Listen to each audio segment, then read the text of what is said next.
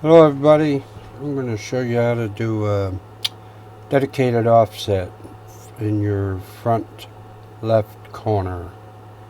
So just kind of follow along and we'll put this thing together.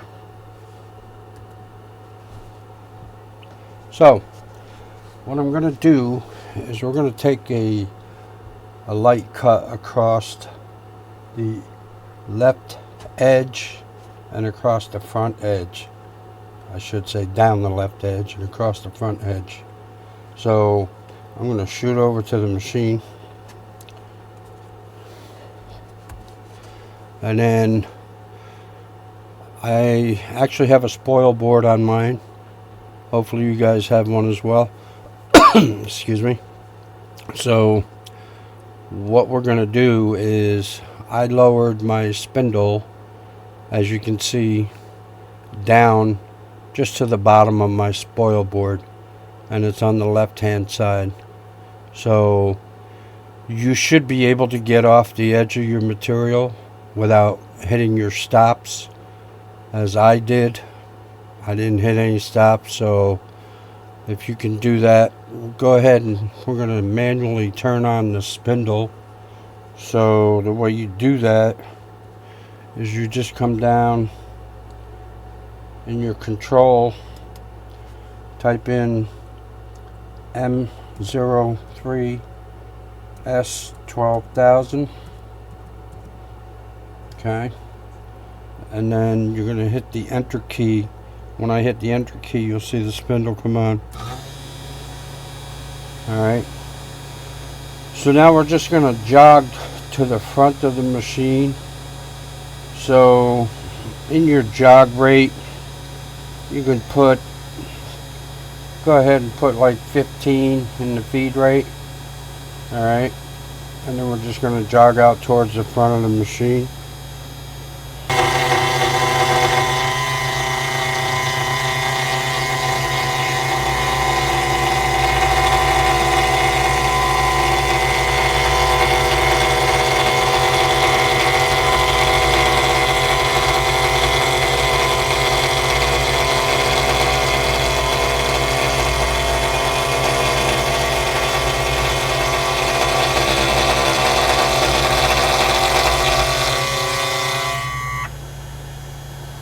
And then once you get towards the front, you only want to leave just a little bit. Alright, so when you come across in your X, you're just taking off the edge of the material, so it creates a nice square 90-degree corner in relationship to your spindle.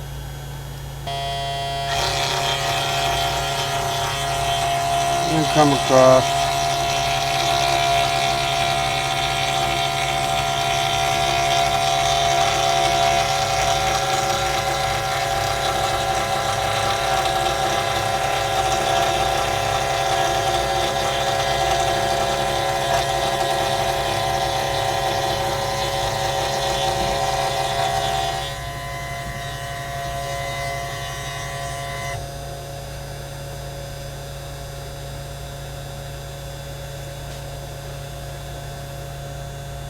Alright, so now that we did that, we're going to go ahead and raise up the Z.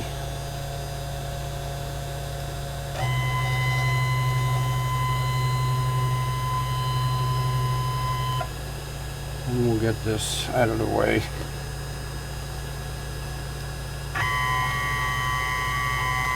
Actually, go ahead and increase your jog rate so you can move it a little faster. And then what we're going to do is just put a couple pieces on this.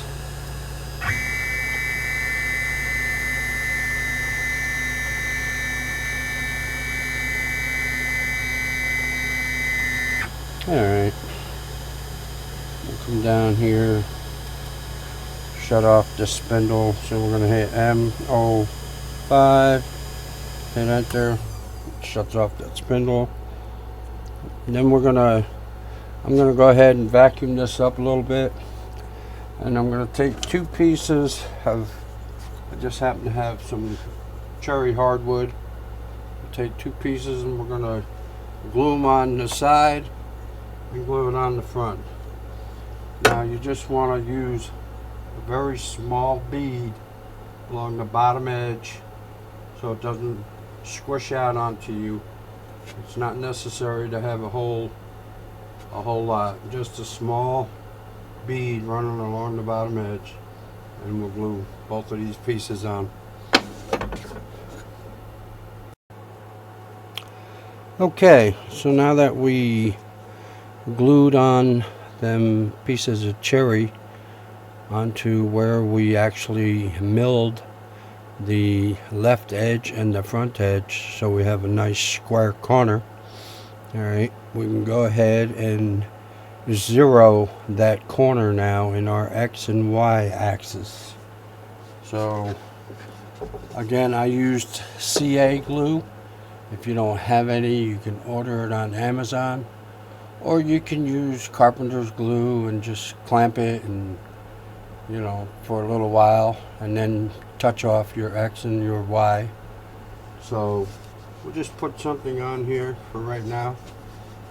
This plywood. Alright, I already have my X's right there touching, so what I'm going to do is come back over here to the control, and I'm actually going to zero the X right now. When I move it, I can just put it back, and I'll show you how to actually get to the center of the spindle, because obviously the machine runs from the center of the spindle. Everything is calculated that way. So I'm going to go ahead and jog Y out to the front and lower my jog rate down to 10. And we'll go back over to the machine and jog this out. Okay. Now I want to come over a little bit in the X. And we're going to do the same thing. Just going to go in until we touch that material. Just touching it. Okay. So come back over to your controller and now zero your Y. Don't zero your X again, because we already did that. Alright. Then we're going to go ahead and raise up Z.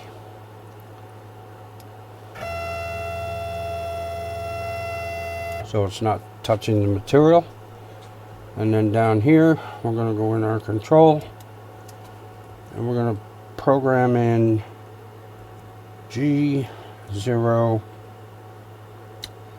X0, Y0. Alright, and then we're going to hit the enter button.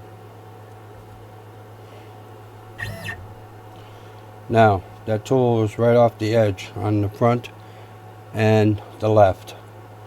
So it's a 1/4 inch bit in there.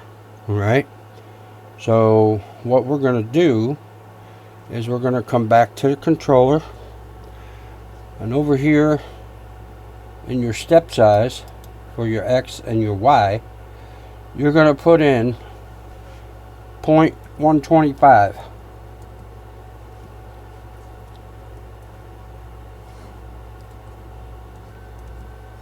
Okay, that's 1/8. That's half of the quarter. Our material is still sitting there, and our Z is above the material. So we can go ahead and one click on the X and one click on the Y positive. Okay, we'll go back. You can see if I drop this Z back down a little bit,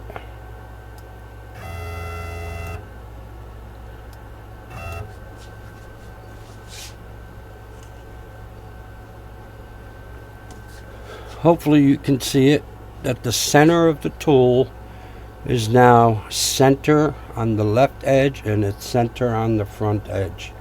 Okay, so now we can come back over here to the controller, and we can hit Y0 and X0.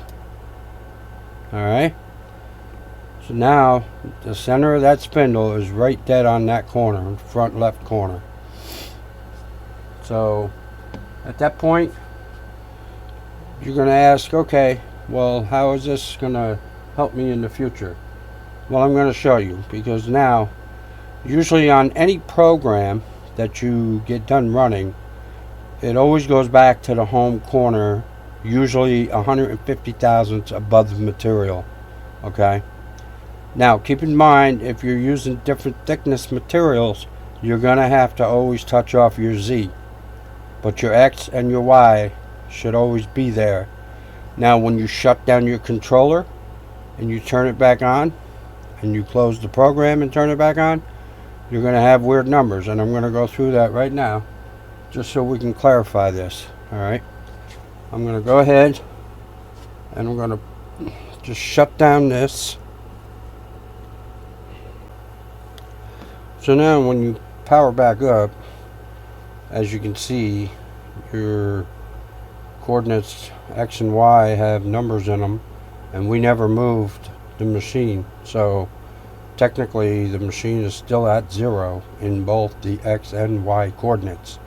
Alright, so just go ahead and 0 out X and 0 out Y again, because we're still over at 0.